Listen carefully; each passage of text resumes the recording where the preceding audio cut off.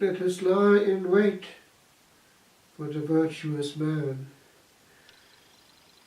In this life, virtue is not always recompensed visibly. And yet, on the level of the conscience, who is the winner? Is it the unjust oppressor who has to silence the voice of his stifled conscience, or is it the quiet victim? If we are on the receiving end of bad treatment, we have a choice. Shall I fight back, answer back, on the same tone and in the same game, or will I stay on a different notch and not lose my dignity and leave my justification and glorification to the one who will have the last word on the last day?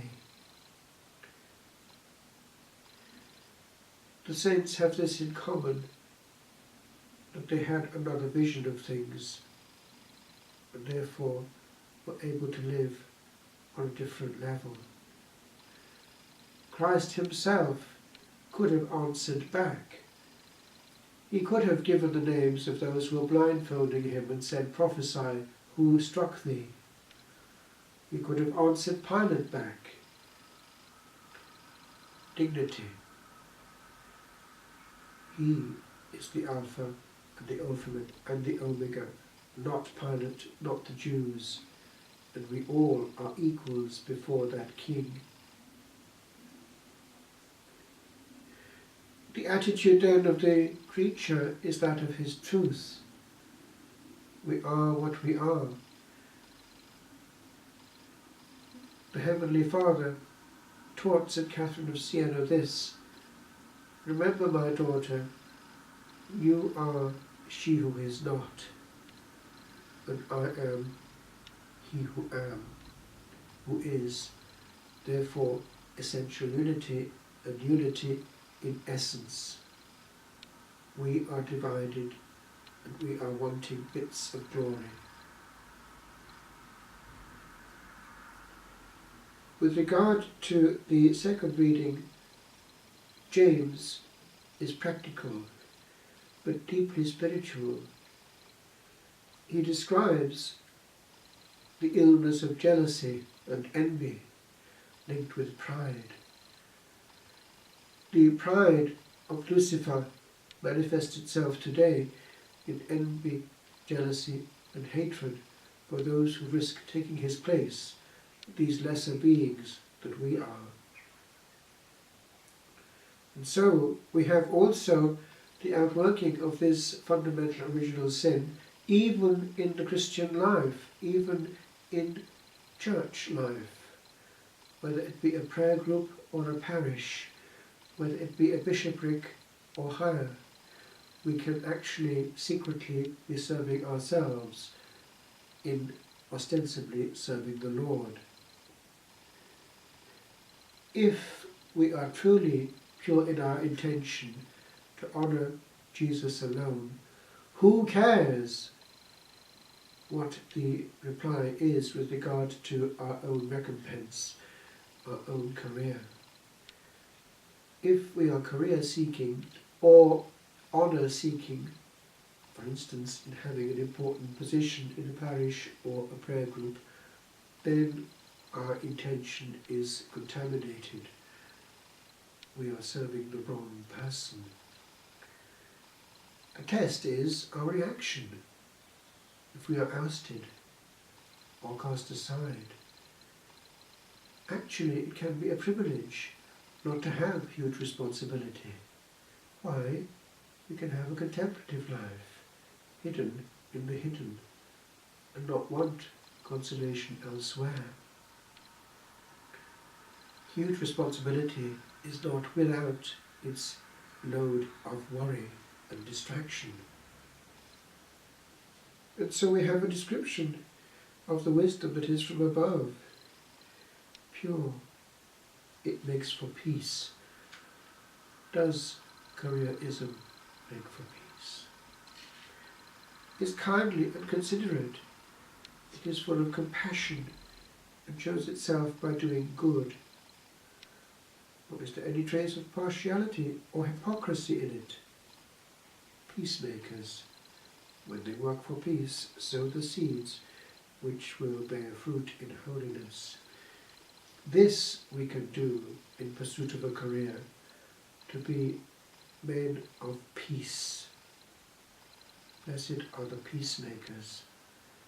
We only have one ride through life. Will we sow pain or peace?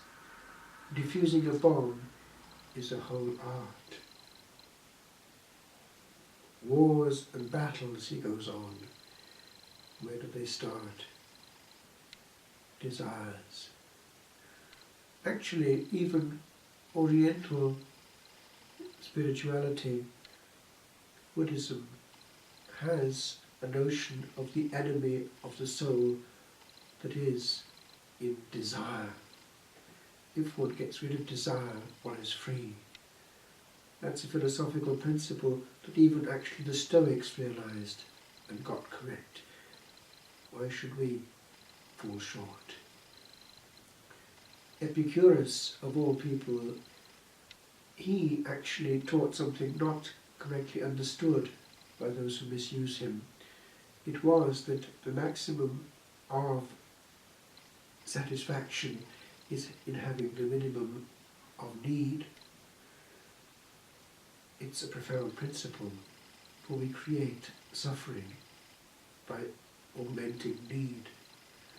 If we abdicate, we are free, and all is a bonus. You have an ambition that you cannot satisfy, and on he goes.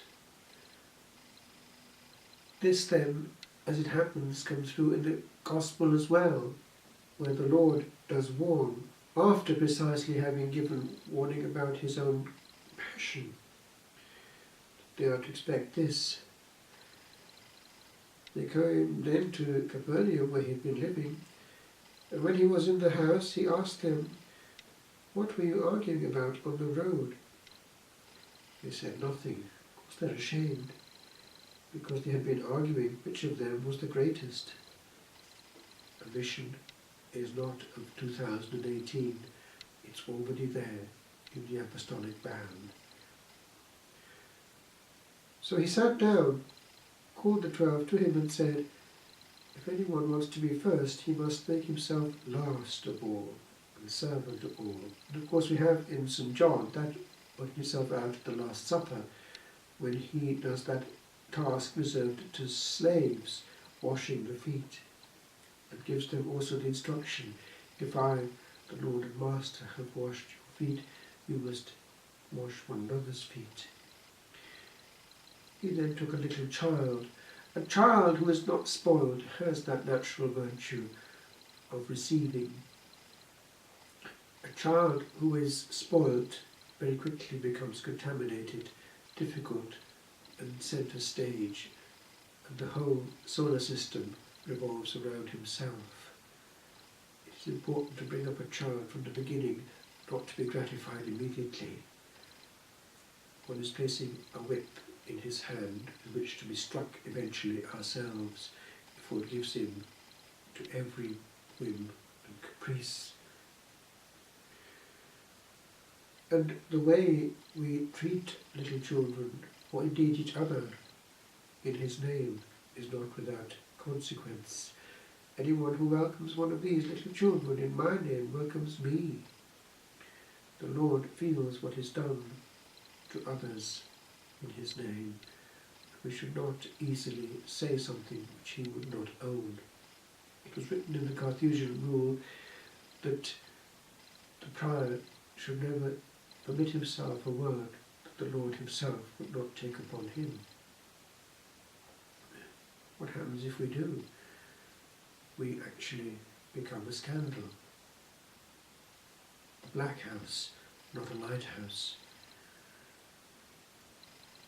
Humility is not a noisy virtue. One saint once said, "Je me méfie de l'humilité qui se montre." I am diffident of humility that shows itself. In other words, protestations. Oh, that's the immediate reaction, ostensibly, if somebody starts to compliment us.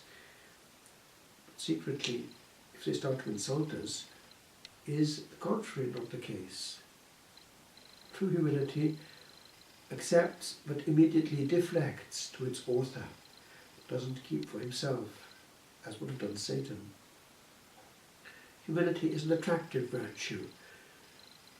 A person who is full of himself is not actually that pleasant, a heavyweight. Often that person will talk a lot and will need a lot of attention and crowd out others all the time. Humility is rather like the soil from which it gets its name, humus. It can easily be trodden on, and yet is very useful. Humility is the fruit of divine vision of things, that we're looking at Jesus and we're happy to be a victim. We're also not looking for our glory, so we're free. We rest on the present moment as it manifests itself. The grace of the present moment is sufficient for our soul.